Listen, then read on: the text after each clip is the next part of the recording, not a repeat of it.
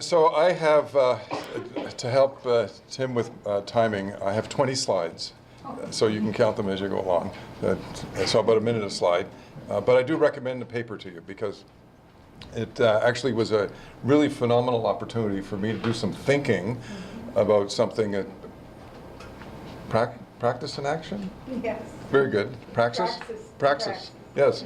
But because as a practitioner, I often don't get a chance to think as much as I'd like to. And so this...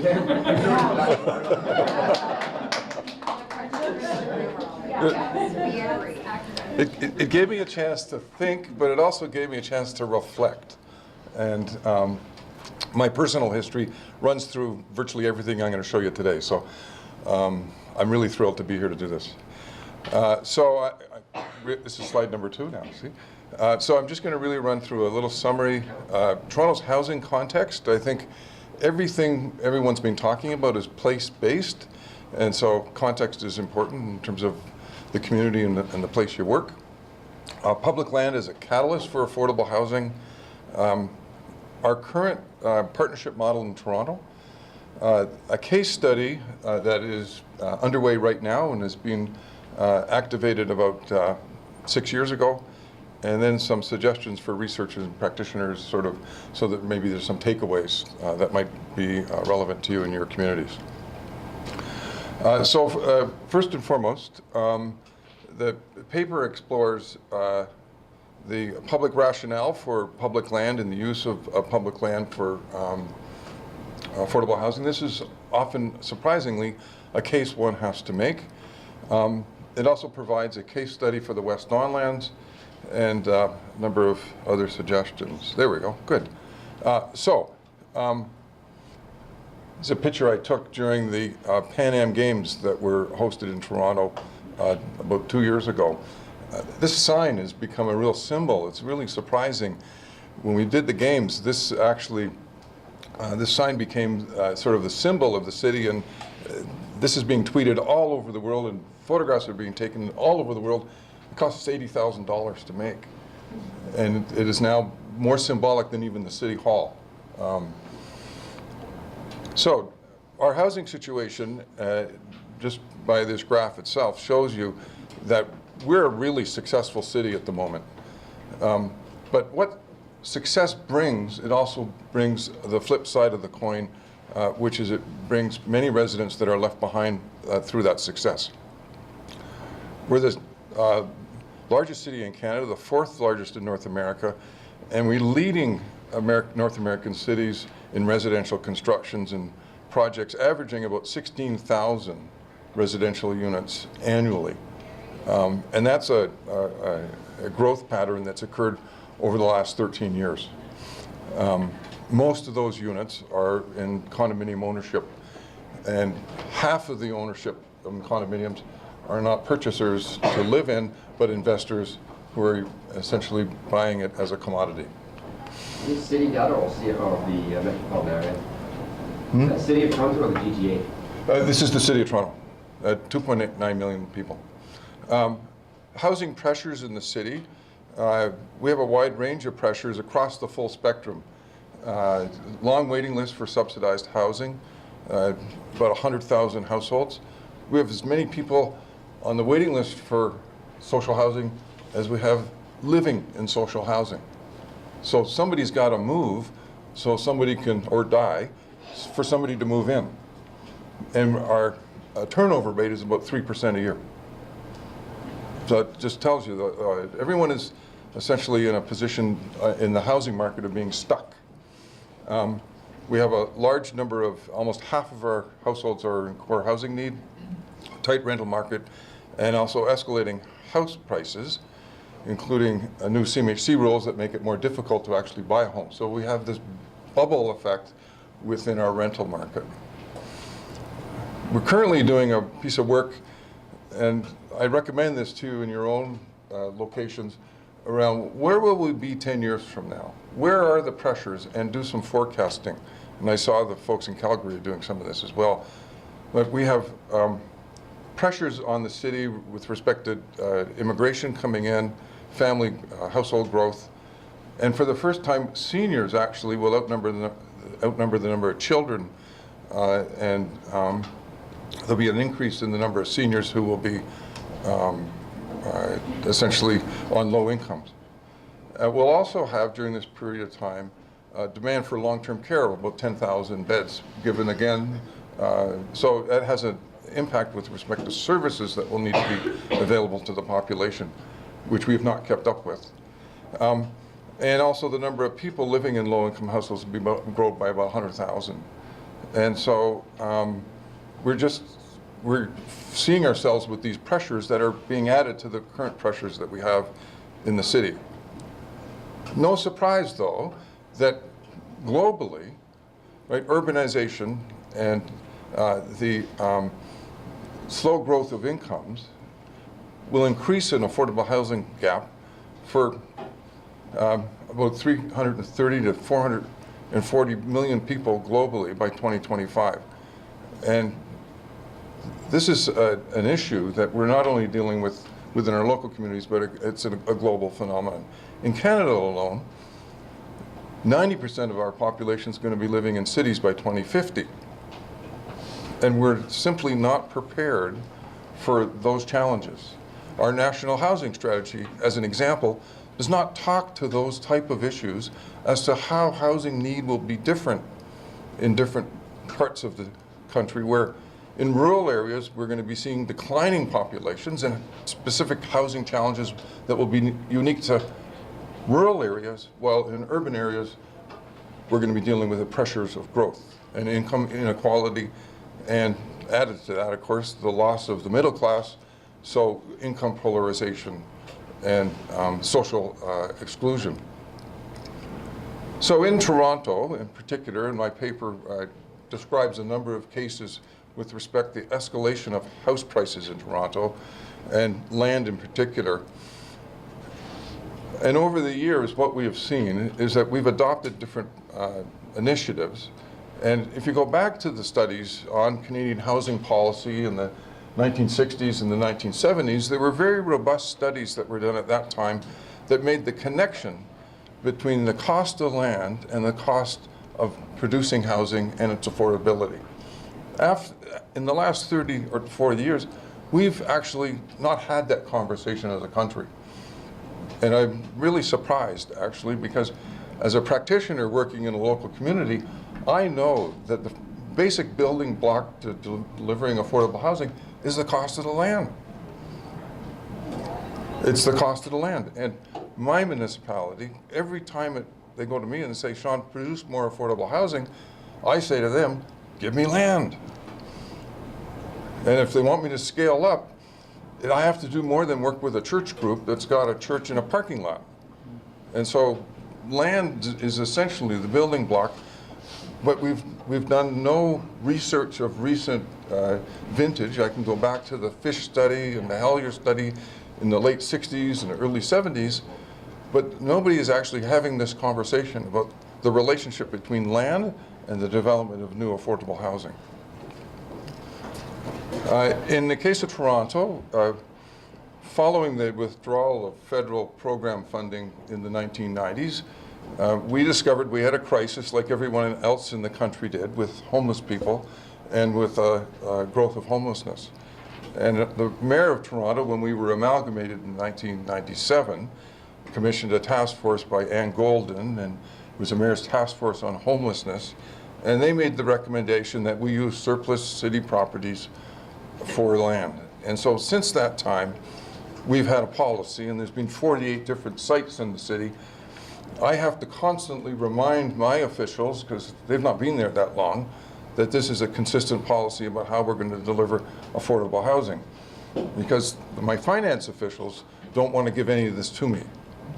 There's very, very significant resistance to using public land in Toronto and I believe in other municipalities in making the case that this is the appropriate use for the land as opposed to it being monetized and it's simply put into the city treasury. I've also demonstrated here, and if you go out into the hall, you'll see the Regent Park example, but a very creative use of land has been used by the city through the revitalization projects, where essentially we've used the land on public housing projects to leverage the replacement of homes that essentially have come to the end of their life, by also including mixed income and the construction of condominiums. So our current partnership model in Toronto is one that we devised in 2015. And essentially, if you're building an approved affordable housing rental development in the city, it will be exempt from planning fees, building permit fees, development charges, and for the term of affordability, no property taxes. As well, we will activate city real estate in making surplus land available, make capital contribution, and promise to have an expedited planning approval process. And through that process, in the last 3 years, we've developed about 3,400 new homes. And the mayor has me next week working on a report to include 10 more sites. We've got these sites we're continuing to activate. So who and what is affordable housing and who is it for? Very important question, and I've kind of just given you a little chart here. This is in the report that I wrote as well. But essentially, who we're trying to assist, and like many of the reports that have been written for this event, the challenge is that we can achieve, with the financial vehicles we have, rents that are at 100% to 80% of the average market. Serving those client groups below that into the 60th and the 30% average market rent is really difficult because we don't have the financial instruments and the funding. And so my community advocates back in Toronto are saying to me, Sean, this is affordable for these people, but it's not affordable for those people that need truly affordable housing or deeply affordable housing. But the programs are broken that don't permit me to do that. But the political expectation is that I'm going to do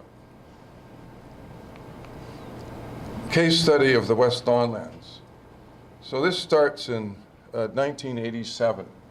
And for anyone who's been working in housing for a long time, you'll understand that getting something done requires a tremendous amount of perseverance. And I see some younger people in the room, and I want to encourage you to stick at it because you will be successful. And the purpose of all of this work is to be successful. Okay? So the West Don lands is just south of Regent Park. Everybody talks about Regent Park, and they also talk about the St. Lawrence neighborhood. I want to talk to you about something else which is really unique but does not get the attention it deserves. The West Don lands is, as I say, just south of Regent Park, and it's an area that was expropriated. It's 80 acres of land that were expropriated in 1987. It was expropriated from about 50 different private interests, and it was expropriated specifically to create a new community, but to provide affordable housing. It sat vacant during that period of time, and it was only the city's decision to bid for the Olympics for 2008 that became the catalyst to actually do the development. Because in the 1990s, as you know, in Canada, the federal government funding was withdrawn, and there was also, in that early run-up into the 90s, a recession. So this project that was so bright and shiny in 1987, suddenly, for 10 years, disappears off the map. Nothing happens. In 1999, when the city decided it was going to bid for the Olympic bid for the 2008 Games, we designed a proposal and we came forward with a plan to create a new mixed income community. In the first part of this, and there's been some discussion here about you can't just build the housing, and it's absolutely true. What was done to prepare the lands in the community for what was going to occur was the construction of a floodplain protection berm on the Don River. We also invested in new public transit, and we also created a community public art strategy, and we built this park, which was a $25 million investment by the city. And so all of the groundwork was then made before we then started the construction. The first new development was the creation of a new Toronto community housing development for seniors and families. There's 3 separate buildings there. And it also included investment from the federal and provincial governments in the city. The land, interestingly enough, was given from the province for free, but it was cleaned and it was also serviced. The next phase, so fast forward, we never got the Olympic bid, but we then went for the Pan Am Games. And we won the Pan Am Games, and in hosting the Pan Am Games, the major commitment that was made by the Ontario and the city government was that we would get affordable housing. And lo and behold, 2 of the buildings that were developed are for Aboriginal residents, and the others are for homeless individuals by Wigwamin and the Fred Victor Mission. But in addition to this, the Pan Am Games also brought new community services, including a new YMCA community center and a George Brown residence. The third part is a 3-part thing. Slide looks kind of weird. I was thinking that was all building. No, that's public art. We'll call it the public art part.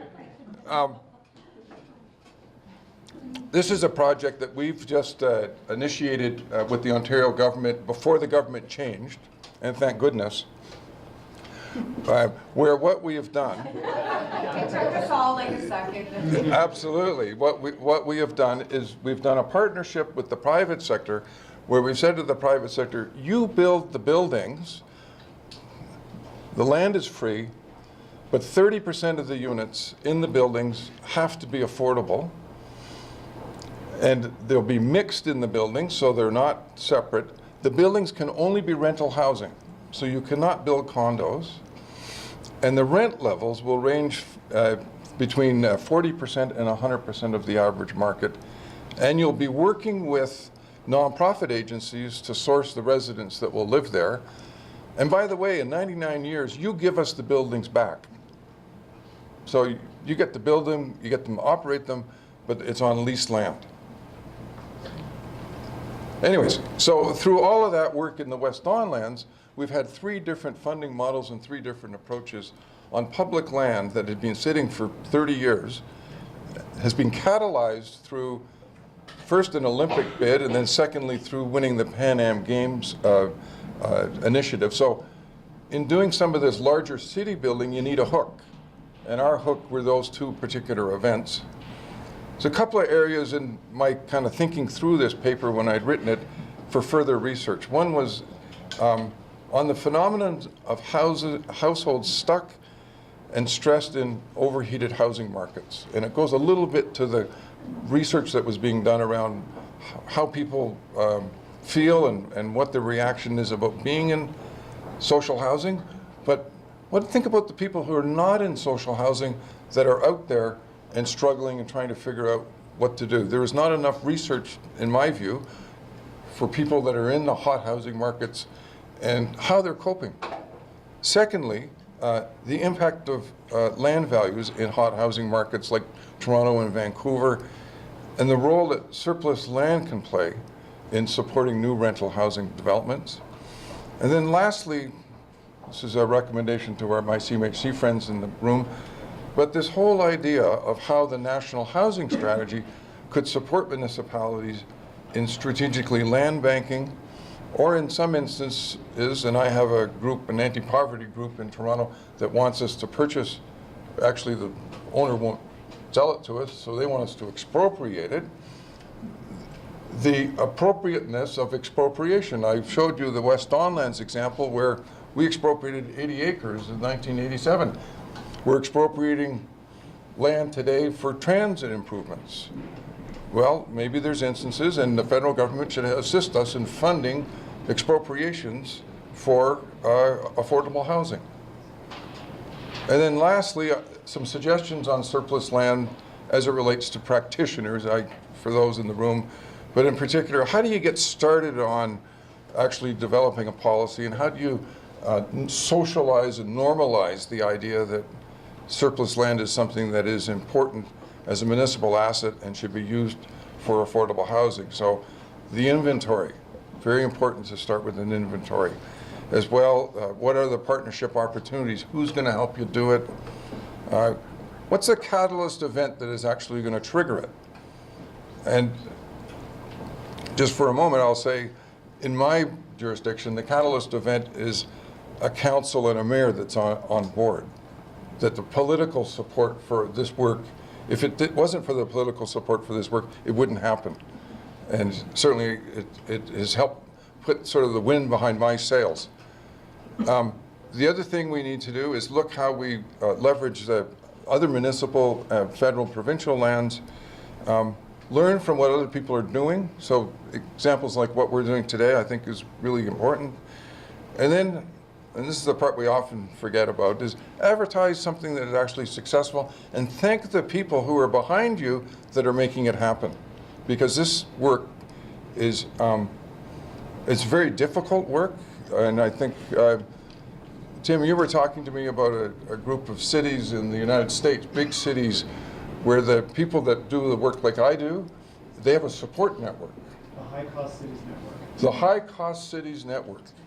And it's a network of people working out of New York and LA and Chicago, where frankly, they need people to put fuel in their tank and sort of talk through these things. So I'm taking credit in some respects for what I've presented to you today, but there's about 1,000 people standing behind me that also make this work happen.